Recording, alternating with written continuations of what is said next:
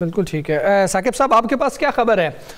کل تحریک عدم اعتماد آ جائے گی اور اسلام آباد میں جو ملاقاتیں ہو رہی ہیں اس حوالے سے، اور پھر یہ جو نون لیگ کی شرط ہے ذرائع کے مطابق چل رہی ہے، آپ کیا سمجھتے ہیں کہ نون لیگ کے اندر یہ جو رائے پائی جاتی ہے یہ تب بھی پائی جاتی تھی جب عمران خان صاحب کے خلاف تحریک عدم اعتماد آئی تھی کہ فوری وزیر اعظم بنے اور اسمبلی تحلیل کر کے نئے الیکشن کروا دیے جائیں؟ اچھا، یہ جو کل جو عدم اعتماد آ رہا ہے اس پہ تو بات کرتے ہیں۔ اسی کے ساتھ جڑا ہوا معاملہ میں ایک چیز آپ کے سامنے رکھوں جس میں مسلم لیگ نون کے اندر جو سوچ ہے وہ آپ کے سامنے آ جائے گی۔ حال ہی میں وہاں پہ احتجاجی مظاہرے ہوئے، کوئی ایکشن کمیٹی بڑی ایکٹیو تھی یہاں مسلم لیگ نون کے بڑے سینئر جو وزراء تھے وہ بھی اس وہاں پہ مذاکراتی اس سیشنز میں موجود تھے، 2-3 دن وہاں پہ رہے۔ تو ایک جو وزیر تھے انہوں نے واپس آ کے اس پہ ہلکا سا کامنٹ کیا آزاد کشمیر کی اپنی جو قیادت ہے ان کے سامنے، کہ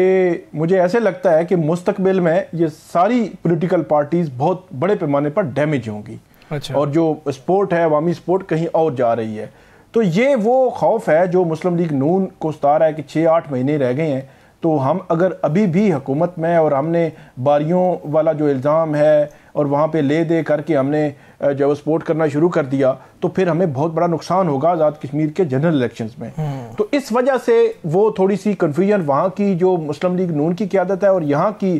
کیونکہ جو یہاں پہ مسلم لیگ نون ہے ان کی قیادت سوچتی ہے پیپلز پارٹی کو یہاں کا جو ان کا پیٹرن ہے جو چل رہے ہیں اتحادی ہیں وہ یہاں کے، تو وہاں والے اپنا مستقبل دیکھ رہے ہیں، تو اس لیے تھوڑی سی کنفیوژن آ رہی ہے، وگرنہ مسلم لیگ نون اور پیپلز پارٹی بالکل بھی مختلف نہیں ہے۔ اگلی بات جو آپ نے پوچھی کہ عدم اعتماد آ جائے گی، سارا کچھ ہو جائے گا، بالکل میری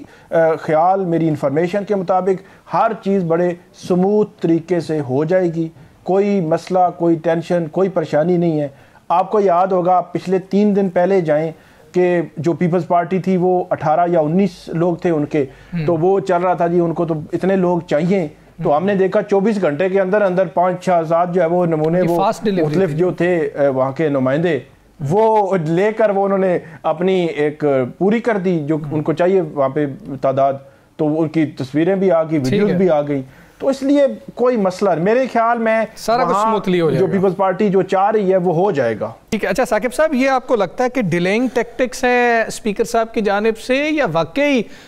کوئی اس طرح کی کارروائی بھی ہو سکتی ہے؟ یہ 62-63 والی بات تو بڑی عجیب سی لگ رہی تھی۔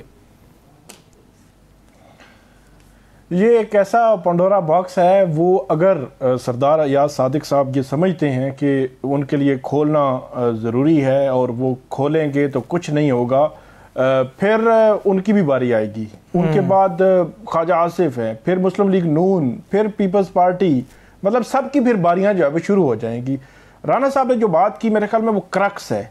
کہ اگر محمود خان اچکزئی اس اپوزیشن لیڈر نہیں بن سکتے، 73 MNAs کے سگنیچر کے ساتھ وہاں وہ جمع ہو چکا ہے کہ نوٹیفیکیشن کریں، تو پھر وہ MNA بھی نہیں بن سکتے، MNA کیسے رہیں گے؟ اور وہ سارا کچھ مطلب بات اگر کھلے گی نا، یہ 62-63 کی بات کھلے گی تو اس کا کھورا جائے گا میاں محمد نواز شریف صاحب کے پاس، کہ نواز شریف صاحب کے ساتھ تھے یہ محمود خان اچکزئی، اور ان کی تعریفیں وہ اپنے جلسوں میں کیا کرتے تھے، اور ان کو بڑے ڈر اور پتہ نہیں کیا کیا القابات جو ہے وہ دیتے تھے کہ یہ بڑے جو ہے وہ ہمارے ساتھ ہیں اور بڑے جمہوری ہیں۔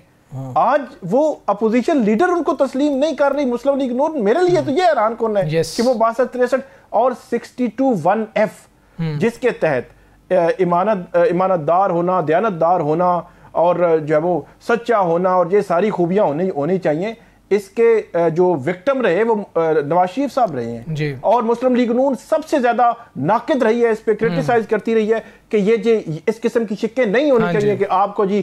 کون ہے بندہ ایسا جو ہے وہ کہے کہ میں 100% جو ہے وہ ٹھیک ہوں، پرفیکٹ ہوں، تو اس لیے یہ ایسا نہیں ہونا چاہیے اس قسم کی چھان بین۔ تو اگر وہ چلیں گے اس طرف تو کھورا پھر اپنے گھر کی طرف جائے گا، تو یہ تو آپ کے دور میں ہی سارا کچھ ہوتا رہا ہے۔ تو میرا خیال یہ ہے کہ سردار ایاز صادق صاحب کو تھوڑا مسلم لیگ نون کو دل بڑا کرنا چاہیے اور ان کا نوٹیفیکیشن کرنا چاہیے۔ ٹھیک ہے۔